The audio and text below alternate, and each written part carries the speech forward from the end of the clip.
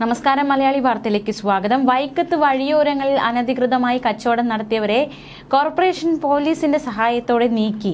ഇത് വലിയ സംഘർഷത്തിനിടയാക്കി. തോട്ടുവക്കം, link road junction തുടങ്ങിയ സ്ഥലങ്ങളിലെ മത്സ്യ വിൽപ്പനക്കാരെ നീക്കിയതാണ് സംഘർഷത്തിലേക്ക് നയിച്ചത്. സംഘർഷവുമായി ബന്ധപ്പെട്ട് മത്സ്യ വിൽപ്പനക്കാരിൽ ചിലർക്കും CPI MITUC നേതാക്കൾക്കും നേരിയ പരിക്കേറ്റു. ഇന്നലെ വൈകുന്നേരം 5 മണിയോടെയാണ് വൈക്കം തോട്ടുവക്കത്ത് ഈ ഒരു ഒഴിപ്പിക്കലും അതേ തുടർന്നുള്ള സംഘർഷങ്ങളും ഉണ്ടായത്. കടകൾ നീക്കാൻ സമ്മതിക്കാതിരുന്ന വിൽപ്പനക്കാരെ പോലീസ് കസ്റ്റഡിയിലെടുത്തെങ്കിലും പിന്നീട് വിട്ടയച്ചു.